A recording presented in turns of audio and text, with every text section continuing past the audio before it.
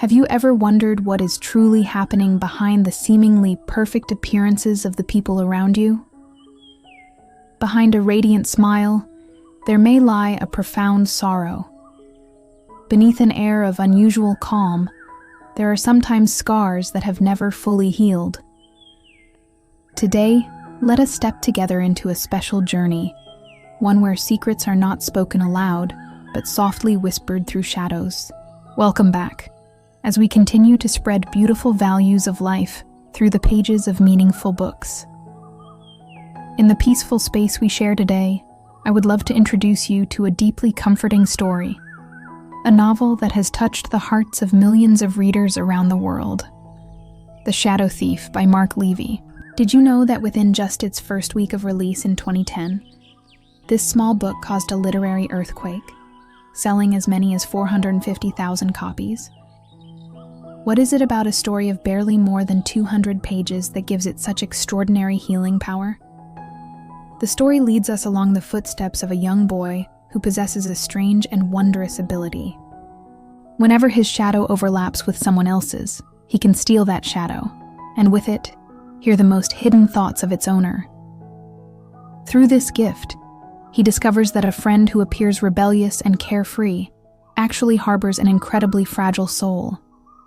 He encounters adults who seem quiet and steady on the surface, yet deep inside carry a childhood filled with painful memories and unnamed wounds.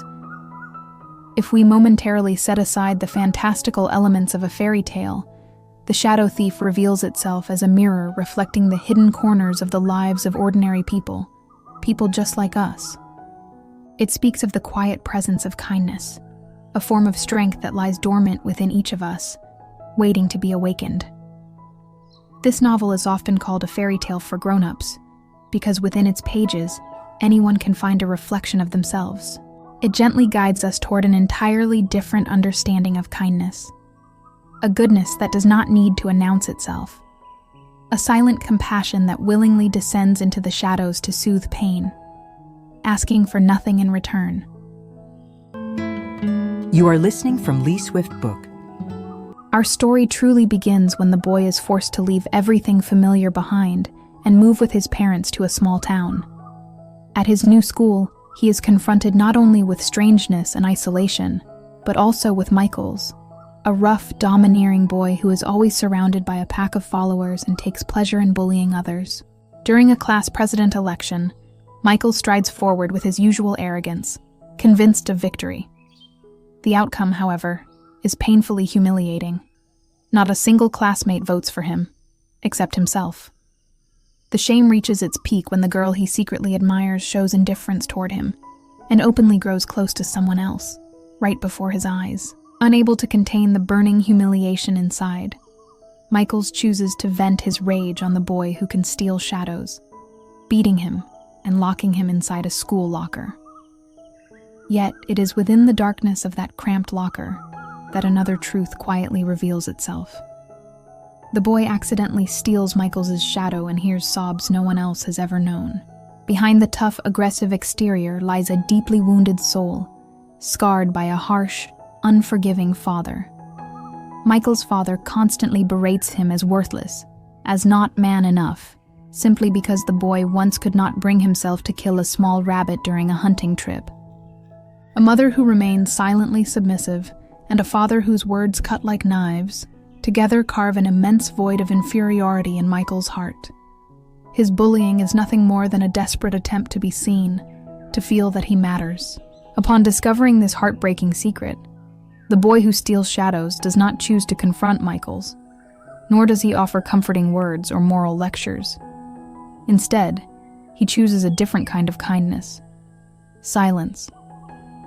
He locks Michael's weakness away in the shadows, just as a shadow quietly follows behind each of us, never demanding to be noticed. A few days later, during a school outing, the boy accidentally gets lost. It is Michaels who finds him. Rather than reopening old wounds, the boy stands before the entire class and declares, with clarity and sincerity, that it was thanks to Michael's ability that he made it back safely. That moment of genuine recognition leaves Michael stunned. From that day on, he changes completely, becoming quieter, abandoning bullying altogether, and eventually growing into a successful mayor. The world is endlessly diverse, and every one of us carries hidden corners within, shameful memories, secret insecurities, and silent feelings of helplessness we never want touched. Sometimes, behind an incomprehensible action lies a childhood filled with scars. True kindness is not about seeing everything clearly and dragging it into the light. It is about knowing when to keep something hidden for another person's sake. Real compassion and true upbringing can be as simple as not staring when someone is at their most awkward, not exposing their flaws before a crowd. To see through, yet remain silent. To know another's weakness, yet still leave them a way back. To preserve their dignity and self-respect. That, above all else, is the most basic, humane form of kindness a person can offer. The deepest bond of the boy who could steal shadows was formed in childhood, with Luke, his very first true friend. Luke came from a poor family, yet he carried an unwavering dream of becoming a doctor, someone who could heal and save lives. But life, as it so often does, refused to unfold smoothly. While the boy with the gift was fortunate enough to enter medical school, Luke was forced to set his dreams aside and return to his family's bakery, shouldering the burden alongside a father standing on the brink of bankruptcy. Watching his friend disappear day after day into clouds of flour and the heat of the oven, the boy kept telling himself that Luke must be doing fine. That illusion lasted until the day Luke's shadow quietly came to him, pleading for help, begging that its owner be allowed to live the life he had always longed for. Overwhelmed with worry, the boy was ready to rush straight to Luke's father and reveal everything he had heard. But at that very moment, his mother stopped him with a piece of advice that struck deep. She told him that if he interfered, Luke might one day resent him, because it was Luke's life, and only Luke had the right to decide how it should be lived. Torn between compassion and restraint, the boy struggled intensely with himself. In the end, he chose to respect that boundary. And then, something remarkable happened. Luke's father, after coming to understand his son's true calling on his own, chose to support him in pursuing a medical career. This story gently forces us to confront a simple truth. Each of us is traveling along a path uniquely our own. You have your mountains to climb. I have my rivers to cross. We may walk beside one another, but we should never force someone else to follow the road we believe is right. In everyday life, it is easy to encounter kindness that comes with strings attached. When someone urges you to abandon your passion for a more lucrative field or pressures you to marry and have children according to social expectations, simply because they believe it is best for you. The reality is that no one can take responsibility for another person's life. Even the wisest, most rational advice can become a burden if it does not align with the other person's circumstances or inner world. True kindness is not about holding up a blazing torch and forcing someone to stare into its harsh light. It is more like a gentle spring rain, quietly soaking into the soil, nourishing everything with softness and patience.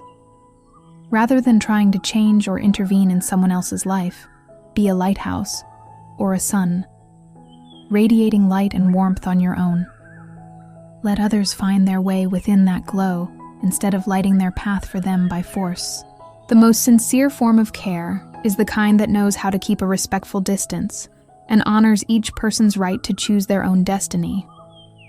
Along the boy's journey into adulthood, there is one extraordinarily special friendship, despite an age gap of more than 40 years. It is his bond with Yves, the school's security guard. A devastating gas explosion in the school kitchen not only leaves Yves with lasting physical injuries, but also accidentally exposes a secret he has carefully hidden for decades. Amid the charred ruins, Yves risks his life to sneak back into an old room, desperately searching for a single notebook. He tells everyone that it contains handwritten letters from his late mother, written especially for him. Yet when his shadow reveals itself, the boy who can steal shadows is left speechless by a bitter truth.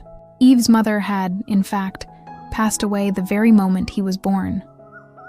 That notebook, every line, every word, was written by Yves himself. For all those years, he had been playing the role of his own mother, comforting the lonely child inside him, again and again. Yves's lie is not something to condemn. Instead, it tightens the chest with compassion, for it speaks of an overwhelming hunger for maternal warmth. Rather than exposing the truth or responding with pity, the boy chooses an exquisitely gentle path.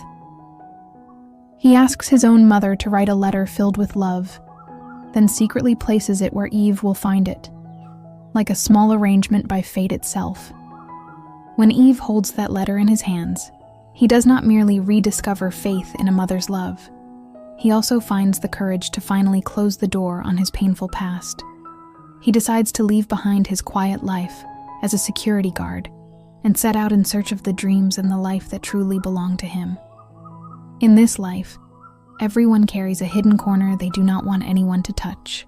It may be a humiliating failure from the past, a broken relationship that still aches, or a regret that arrived too late.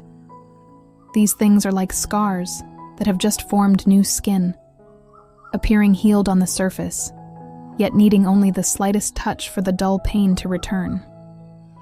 True kindness is not about digging into someone else's pain to prove that we care. Sometimes, pretending not to see, not to hear, not to know is itself the greatest form of comfort. Never use good intentions as a reason to trespass into another person's private boundaries, because a careless word can unknowingly rub salt into a wound that is still bleeding. As one economist once observed, the road to hell is sometimes paved with good intentions placed in the wrong context. Let those scars rest peacefully in the shadows, and let your kindness take the form of a quiet presence, without judgment, without intrusion, without tearing away the fragile armor someone is using to keep moving forward in life. The greatest kindness of all is knowing when to stop, right at the edge of another person's pain. As we close the final pages of The Shadow Thief, we come to realize that this story never needed shocking twists, deep-seated hatred, or life-and-death drama to move the human heart. The French media were not exaggerating when they called it one of the most emotionally stirring novels of the past decade.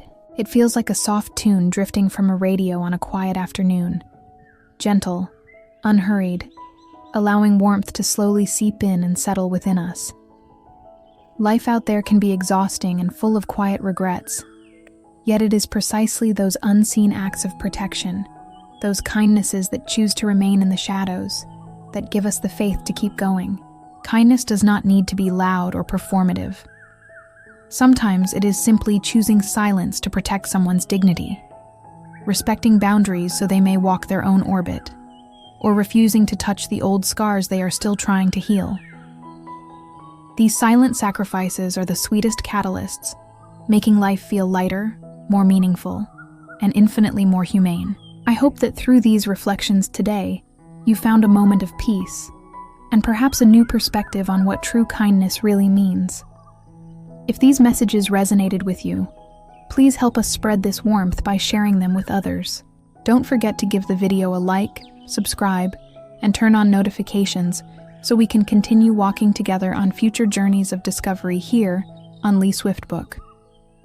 And finally, may you and I both become suns that shine by our own light, offering warmth to the world naturally, without forcing illumination upon anyone.